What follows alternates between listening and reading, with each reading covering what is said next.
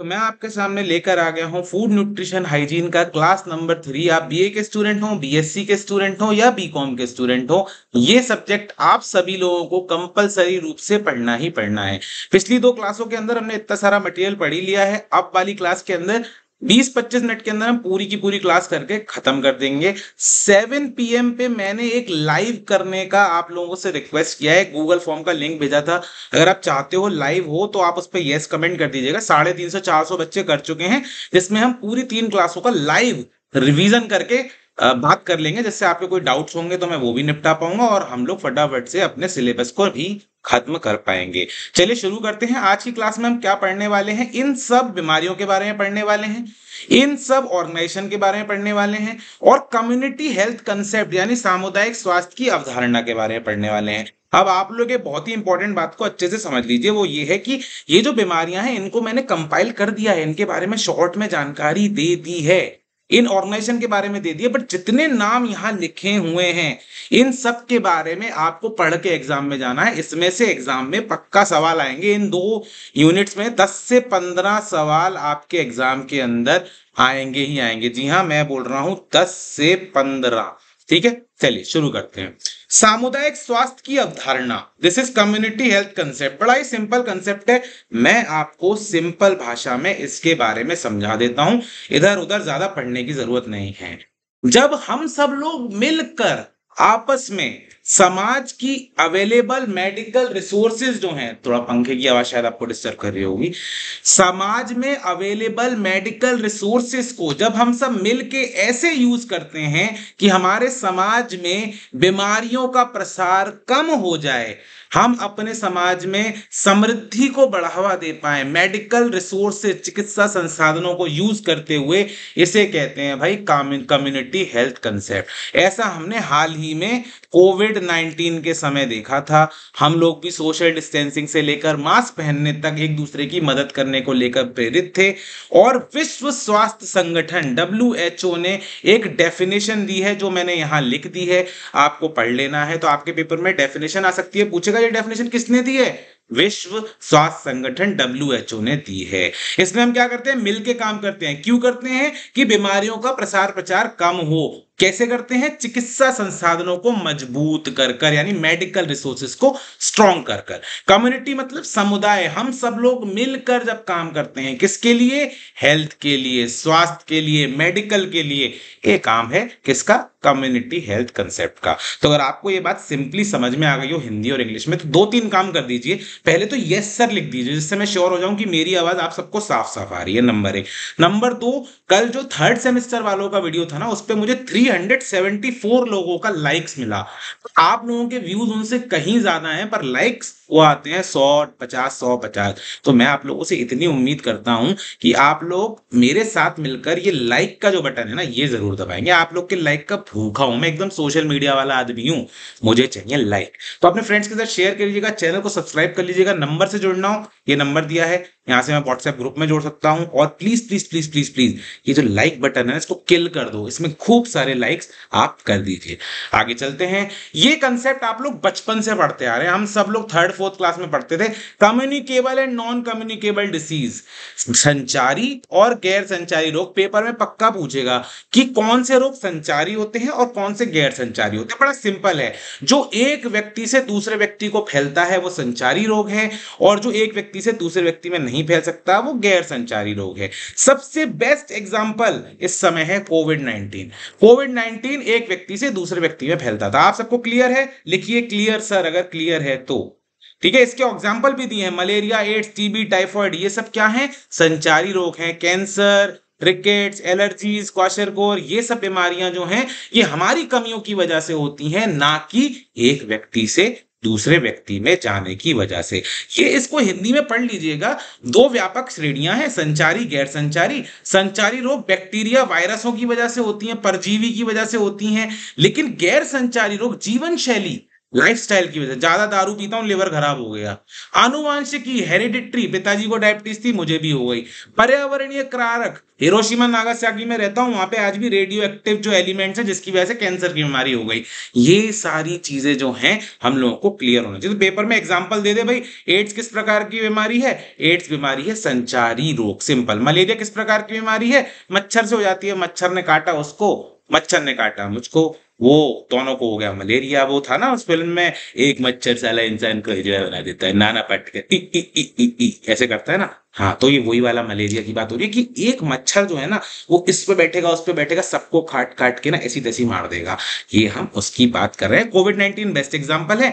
ये लिंक दिया है मैंने आपको byju's.com का, इस पे जाकर आप अच्छे से पढ़ सकते हो, और डिटेल में अगर पढ़ना चाहो। वैसे मुझे लगता है आप सबको क्लियर होगा। ओके, फटाफट से यस लिख दीजिए, या यस चलो बहुत हो गया, आज लिख दीजिए हेलो सर कैसे हैं आप। कोई मुझसे भी तो पूछो मेरे दिल की हालत, आखिर मेरे क्या हालचाल है, मेरे इस नन्हे से दिल पे क्या बीत रही है, क्या बीत रही है। मैं ये सोच रहा हूँ 3 क्लास के अंदर पूरा फूड न्यूट्रिशन जो 6 महीने में पढ़ना था निपटा दिया हम लोगों ने मिलके।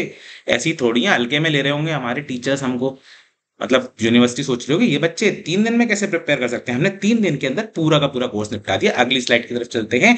अब ध्यान रखिए, मैंने आपको जो ये दिखाया था, ये सारी बीमारियों के बारे में बताया था ना, मैंने इनकी एक टेबल कंपाइल कर दी है। हो सकता है इस टेबल के अंदर ये सारी बीमारियां ना हो, लेकिन आपको इन सबके बारे में पढ़ के जाना है। कैसे पढ़ेंगे? गूगल से पढ़ेंगे, बट इन सबके बारे में पढ़ के जाना है। मैंने इसका इंपॉर्टेंट जो है वो यहां पर कर दिया है, ये पीडीएफ में आपसे शेयर कर दूंगा। ये वाला पार्ट बीमारी का नाम है, इसके क्या क्या सिम्टम हैं, कैसा दिखता है इस बीमारी में इंसान, क्या होता है उसको, क्या इसका क्योर है, मतलब इससे समाधान इलाज क्या है, किस सोर्स से होता है, और एक रिमार्क में स्पेशल कॉलम है। इसी में से पेपर में सवाल आना है। निश्चित बात मान के चलो भाई लोग, निश्चित बात चलो। तो कोई भी बीमारी छोड़ने का नहीं, मतलब बीमारी किसी को करनी नहीं है, कोई भी बीमारी जो है पढ़ने से नहीं छोड़नी है। चिकन पॉक्स हिंदी में कहते हैं चेचक, मीजल्स खसरा, और इन्फ्लुएंजा, इसका नाम तो सबने सुना होगा। फ्लू, फलाने को क्या हो गया सब, फ्लू हो गया। ये फ्लू को इन्फ्लुएंजा कहते हैं। इसके अंदर क्या क्या सिम्टम है, क्या किसी को परेशानी होती है, वो यहाँ लिखी हुई है। कफ होता है, रनी नोज होता है, वॉमिटिंग, चेचक में दाग बन जाते हैं, खसरे के अंदर रेड डॉट्स आ जाते हैं बॉडी के ऊपर, फीवर, हेड एंड बॉडी एक, थ्रोट सोरनेस, वॉमिटिंग। ये मैंने यहाँ पे आपके कंपाइल कर दिया। इंपॉर्टेंट क्या है देखो जरा, इसके लिए VZ इम्यूनोग्लोबिन वैक्सीन, जीत पूरी की पूरी मुड़ गई, आपको भी दिक्कत हुई होगी, कोई बात नहीं, दोबारा बोलता हूँ। VZ इम्यूनोग्लोबिन वैक्सीन जो है 72 घंटे के अंदर लेनी होती है। इसकी भी बहुत सारी वैक्सीन अवेलेबल है। ये वाला पार्ट तो बच्चों को छोड़ना ही नहीं है। ये हमें दिखा रहा है कि चिकन पॉक्स कौन से वायरस से होता है। VZ वेरिसोला जोस्टर वायरस, हिंदी वालों को भी यही पढ़ना है। वेरिसोला जोस्टर वायरस ड्रॉपलेट इन्फेक्शन है, मतलब जो हमारे मुंह से थूक के कण निकलते हैं ना कोविड की तरह, उससे इन्फेक्शन होता है। मीजल्स का RN पैरामाइक्सो वायरस। इन्फ्लुएंजा, बहुत इंपॉर्टेंट बात बता रहा हूं, ध्यान से सुनना। 3 तरह के इन्फ्लुएंजा वायरस हैं, A, B, C। ए जो है वो बर्ड्स, ह्यूमंस और सभी स्तनधारियों मैमल्स को अफेक्ट करता है। वहीं बी और सी केवल और केवल ह्यूमन यानी इंसानों में फैलता है। बड़ा इंपॉर्टेंट कंसेप्ट है, पीडीएफ शेयर करूंगा, ध्यान से पढ़िएगा इसको, ठीक है। जनरली बच्चों में ही होते हैं ये दोनों, तो ये तो खैर किसी को भी हो जाता है, लेकिन आपने देखा ना होगा ना, जो चेचक और खसरा है वो छोटे बच्चों की, हमारे सबको हो जाता है बचपन में। आप में से कोई है ऐसे जिनको हुआ हो? बताएं जरा। बड़ों को जनरली जनरली बट ये नहीं कह रहा नहीं होगा, बट जनरली नहीं होता है, ठीक है। नेक्स्ट स्लाइड की तरफ बढ़ रहे हैं हम लोग। कोविड-19, मुझे नहीं लगता आपको कुछ भी बताने की जरूरत है। इसमें क्या परेशानियां आती हैं हम सब जानते हैं। इसमें टेस्ट एंड स्मेल भी चला जाता है, हम सूंघ नहीं पाते, हम खाना खाते हैं हमें स्वाद नहीं आता, नमक का मिर्च का कुछ भी पता नहीं चलता है। वैसे आप में से कितने लोग ऐसे हैं यहाँ पे जिनको कोरोना हुआ था? जैसे मुझे हुआ 2 बार। आप में से कितने लोग हैं जिनको कोरोना हुआ है, बताए जरा। How many of you? बहुत ही खतरनाक बीमारी रही, बहुत लोगों को बहुत नुकसान हुआ इसमें, और अब इसकी कई सारी वैक्सीन्स जो हैं मतलब उपलब्ध हैं, लेकिन फिर भी हमको दूरी बना के रखनी है और थोड़ी सी चीजें जो हैं मैनेज करनी होती हैं। सार्स कोव 2 इसके वायरस का नाम था, लेटेस्ट पेंडेमिक है, और ये रेस्पिरेटरी सिस्टम यानी श्वसन तंत्र, फेफड़ों को बहुत ज्यादा, लंग्स को अफेक्ट करता है। ट्यूबरक्लोसिस यानी टीबी, टीबी की बीमारी जो है वो काफी सब लोगों ने सुनी है ट्यूबरक्लोसिस। इसके लिए जो वैक्सीन है ये इंपॉर्टेंट है पेपर में आने वाली, बीसीजी वैक्सीन। किसकी वैक्सीन है बीसीजी? सब लोग लिखते हैं फटाफट से, मैंने भी आपको बता दिया। बीसीजी किस चीज की वैक्सीन है, जल्दी से टाइप कर दीजिए। लंग्स को इफेक्ट करती है और मेल्स में ज्यादा होती है। इसके वायरस का, बैक्टीरिया का नाम है माइक्रोबैक्टीरियम ट्यूबरक्लोसिस। और पुअर वेंटिलेशन यानी जहाँ पे कम हवा वगैरह होती है ना, और अनहाइजीनिक यानी गंदी जगहों से ये ज्यादा हम लोगों को फैलती है। कूड़ा कट कर जहाँ फैला हुआ है, हवा का प्रॉपर वो आना जाना नहीं है उसमें, तो ठीक है, मेल्स को ज्यादा इफेक्ट करता है ये। फिर आते हैं हम पोलियो की तरफ। भाई पोलियो की बीमारी जो है ना, पोलियो, सवाल ये है क्या पोलियो की बीमारी संचारी है या गैर संचारी है? आपको ये बताना है, जल्दी से लिखिए। मैं पूछ रहा हूं पोलियो की बीमारी जो है संचारी है या गैर संचारी है? It is a communicable disease और नॉन कम्युनिकेबल डिसीज। इंटरेस्टिंग बात ये पता चली कि पोलियो की बीमारी संचारी रोग है, क्योंकि ये virus type first second third से फैलती है। और टाइप फर्स्ट जो है वो सबसे ज्यादा है मार्केट में है, मार्केट मतलब सबसे ज्यादा दुनिया में है, और वो बच्चों को इफेक्ट करता है 5 साल से छोटे। तभी वो आते हैं ना, अमिताभ बच्चन का ऐड आता है, अगर आपके घर में 5 साल से छोटा बच्चा है तो उसको 2 बूंद जिंदगी की अवश्य पिलाए पोलियो पे। अब तो पता नहीं, अब तो शायद नहीं आता उतना, लेकिन पहले घर घर आके वो पिला के जाते थे, आप लोगों ने जरूर देखा होगा। इसके अंदर वो सबीन जो ड्रॉप्स का नाम है, जो आपके मुंह में बचपन में हम सब ने पी हुई है, और एक इंजेक्शन भी इसका आता है। इसमें ये समस्याएं आती हैं, ये आप लोग जरूर पढ़ लीजिएगा, इसका पेपर में पक्का आने वाली बात है। हेपेटाइटिस सबने सुनिया भाई, हेपेटाइटिस इसकी 5 प्रकार है, A B C D E, hepatitis A B C D E. और ये लिवर लिखा है, गलत लिखा है, लिवर की इंजरी जो है, लिवर को खराब करने का ये डिसीज है।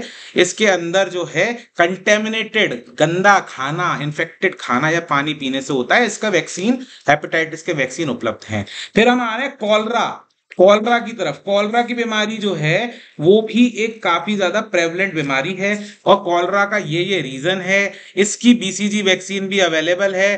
बैक्टीरिया का नाम है विब्रियो क्लोरिड। बेसिकली ये यहाँ पे मुझे लग रहा है मुझसे गलती हुई है, इसको मत पढ़िएगा, मैं अपडेट कर दूंगा पीडीएफ में। ये यहाँ पे गलत लिखा हुआ है, ये ट्यूबरक्लोसिस वाला आ गया है, ये यहाँ गलत लिखा हुआ है, इसको नहीं पढ़ना है, ठीक है, ये गलत लिखा हुआ है। एक्यूट इंटेस्टेनियल हमारी आंतों की बीमारी है। अच्छा, ट्यूबरक्लोसिस को हिंदी में कहते हैं क्षय रोग, क्षय रोग कहते हैं, ये हमको ध्यान रखना है। कॉलरा की बीमारी क्या है बता रहा हूं, ये वैक्सीन नहीं है। टाइफॉइड सबको हुआ यार, टाइफॉइड सबको हो जाता है, गंदा खाना खाने से, पानी वानी से, एब्डोमिनल पेन, बुखार बुखार चढ़ता है। इसकी 2 वैक्सीन, ओरल और इंजेक्शन वाली। ओरल मतलब जो मुंह से डायरेक्ट लेने वाली होती है, इंजेक्शन मतलब पीछे अम्मी इंजेक्शन लगा दिया, 2 दिन बैठ नहीं पाता इंसान। इसके बैक्टीरिया का नाम है सलमान नहीं, सॉरी, सल्मोनेला टाइफी, ठीक है, सल्मोनेला टाइफी। अपने सलमान भाई से याद कर लेना, सल्मोनेला टाइफी। ये सेंट्रल नर्वस सिस्टम को अटैक करता है। आगे चलते हैं हम लोग, फिर से डेंगू की बात कर रहे हैं। फ्लू लाइक सिम्टम होते हैं, मेडिकल अटेंशन चाहिए होती है, ये इस वाले मच्छर से। ये दोनों बीमारियां हैं ना, डेंगू और मलेरिया, इनकी एक खास बात है, ये फीमेल मच्छर के काटने से होती हैं, मेल मच्छर काटेगा नहीं होंगी। Female Anopheles and female Aedes aegypti, बड़ा खतरनाक नाम है इनके, लगता है दोनों ना फ्रांस की बच्चियां हैं ये। फ्लू लाइक सिम्टम होते हैं, मेडिकल अटेंशन चाहिए होता है। टिटनस, चोट लग गई है, लोहे से कट गया, टिटनस हो जाएगी। क्यों हो जाएगी टिटनस? टिटनस इसलिए हो जाएगी कि स्ट्रीट डस्ट, काउडंग, सॉइल के अंदर क्या रहता है, एक वायरस रहता है जिसका नाम है क्लोस्ट्रिडियम टिटानी। ये छुपा रहता है, और जब हमें खरोंच लगती है तो ये हमारे स्किन के माध्यम से हमारी बॉडी के अंदर चला जाता है। इंजरी की वजह से, चोट लगने की वजह से, क्लीनलीनेस की लैक की वजह से। और मैं वही बता रहा हूं आपको कि टिटनस की बीमारी क्यों होती है, जहां हमें चोट लगी, रगड़ लगी, उस जगह से लोहे से, लोहा जरूरी नहीं है, सड़क पे अगर घिस्सा भी लग गया ना हम लोग को सड़क पे, वहां भी अगर ये क्लोस्ट्रिडियम टिटानी पड़ा हुआ होगा तो आपको टिटनस होता है। टिटनस का इंजेक्शन मार्केट में अवेलेबल है, टिटनस टॉक्सॉइड इंजेक्शन, इसे लगाओ तुरंत चोट लगने के बाद, कोई प्रॉब्लम वाली बात नहीं है। लॉक जॉ, फीवर, स्पाज्म, ये सब इसकी जो है बेसिक सी सिम्टम्स हैं। मैंने फिर आपसे कह रहा हूं इन सब बीमारियों के बारे में पढ़ के जाना एग्जाम में। एचआईवी एड्स बहुत इंपॉर्टेंट है, फुल फॉर्म याद करना, human immuno deficiency virus, HIV. और ब्लड ट्रांसफ्यूजन के माध्यम से होता है, खून के ट्रांसफर के माध्यम से। और acquired immuno deficiency syndrome, AIDS की फुल फॉर्म है, पेपर में पूछे जाने वाली हैं। 2 तरीके के होते हैं, HIV-1, HIV-2, ये भी बहुत इंपॉर्टेंट है। इसके अलावा इसके बहुत सारे सिम्टम होते हैं, और एड्स का कोई भी इलाज विश्व में मौजूद नहीं है, ये भी हम लोग को पढ़ लेना है। मैं जल्दी जल्दी इसलिए खत्म कर रहा हूं कि मैं इन बीमारियों के बारे में कितना भी बता दूं, आप इस पीडीएफ से जब पढ़ लोगे ना वो बेस्ट रहेगा। हाँ, आप सब समझ रहे हैं ना? यस सर लिख दीजिए, क्योंकि मैं आपसे कम्युनिकेट नहीं करता, मुझे लगता है कि आप सब सोने चले गए। यस सर, बिल्कुल। चलिए आगे चलते हैं। डायबिटीज की बीमारी आप सबने सुना होगा, टाइप 1 टाइप 2 दो तरह की होती है। टाइप 1 में क्या होता है, बॉडी में इंसुलिन प्रोड्यूस ही नहीं होता। हमारे बॉडी में शुगर जो है, शुगर की बीमारी जो है वो होती है डायबिटीज। शुगर को कौन रोकता है हमारी बॉडी में बढ़ने से? इंसुलिन। इंसुलिन कहाँ बनता है? पेनक्रियाज नाम के अंग में, ठीक है। पेनक्रियाज को हिंदी में कहते हैं यकृत, यकृत कहते हैं। तो यकृत के अंदर पेनक्रियाज में बनता है। जब वो बिल्कुल भी नहीं बनता है तो टाइप 1 डायबिटीज होती है। और ज्यादातर लोगों को टाइप 2 डायबिटीज होती है जब इंसुलिन बनता तो है लेकिन कम बनता है। इसके लिए बहुत सारी दवाइयां लेनी पड़ती हैं, खाने पीने पे कंट्रोल लगने पर रखता है, और ये हाई और लो दोनों ही हो सकता है। हाइपरटेंशन की बीमारी, इसको जनरली हम कहते हैं बीपी। बीपी बढ़ गया किसी का, भाई बहुत सारे रीजन हो सकते हैं इसके।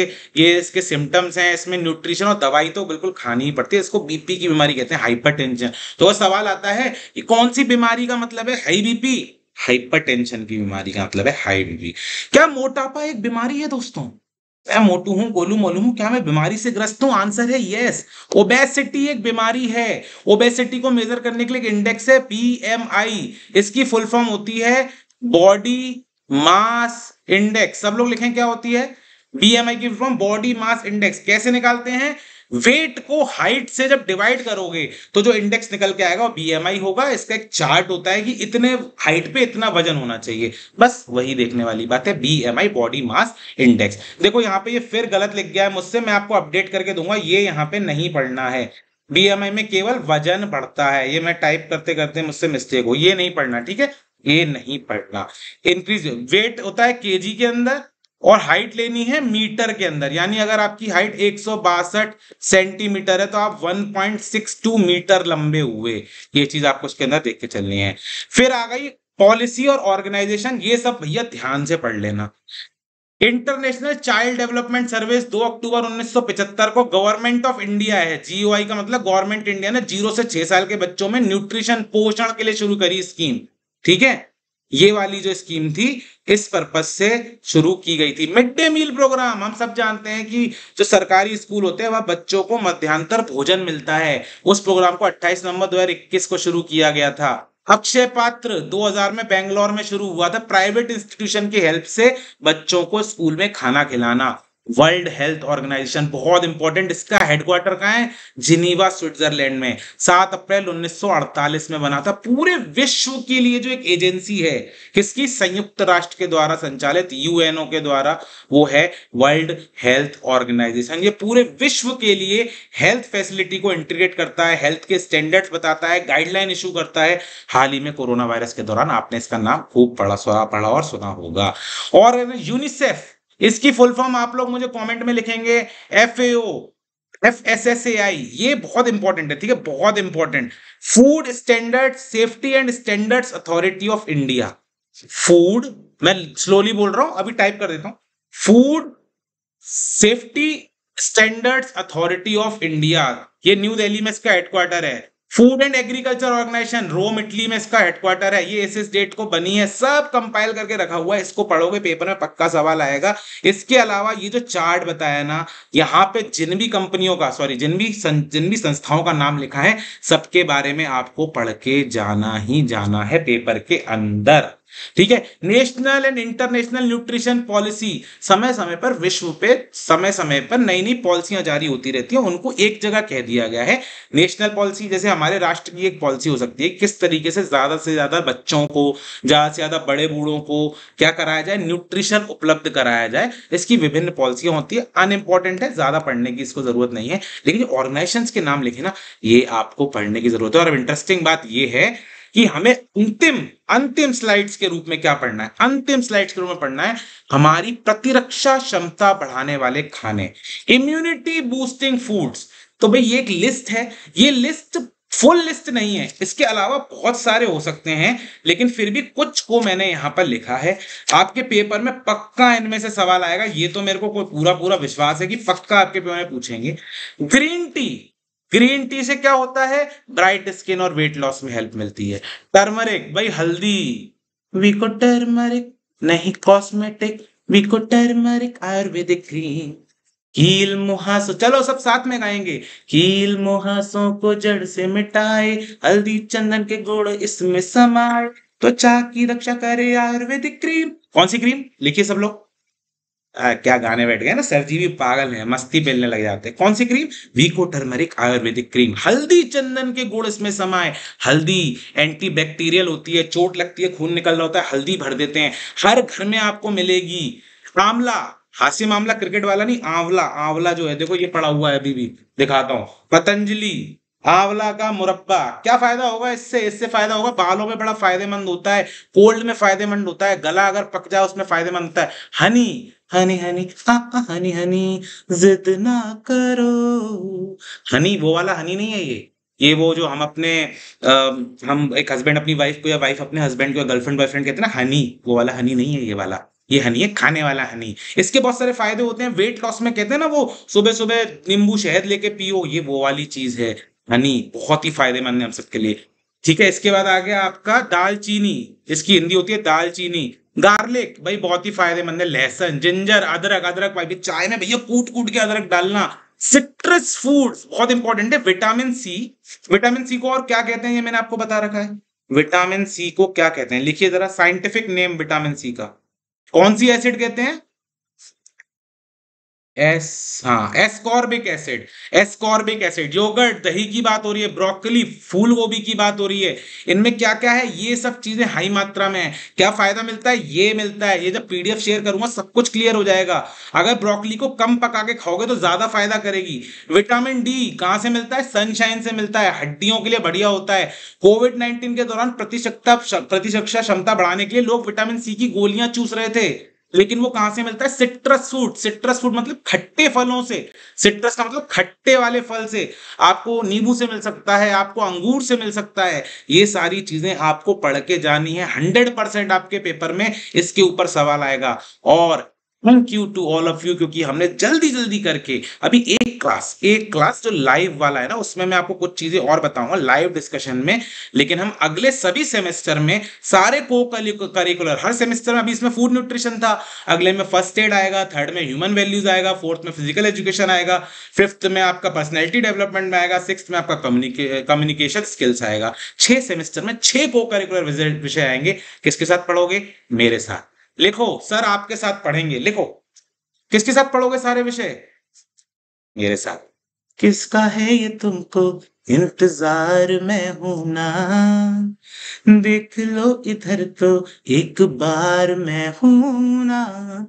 गाने का शौक चढ़ जाता है मुझे बीच में। हम अगले सेमेस्टरों में भी मिलकर अध्ययन करेंगे, इसीलिए आप YouTube चैनल को सब्सक्राइब कर लीजिएगा, मेरे संग व्हाट्सएप ग्रुपों के साथ जुड़े रहिएगा। ये पूरा का पूरा पीडीएफ मैं आपको भेज दूंगा। फिर से रिपीट कर रहा हूं, अभी इस क्लास के बाद 7 बजे या 7:05 से एक लाइव क्लास करूंगा, आपको शेयर कर रहा हूं लिंक उसका। उस लाइव क्लास के अंदर जो तीनों क्लास में पढ़ाया ना, उसका सार बताऊंगा, पेपर में कैसे सवाल आएगा वो बताऊंगा।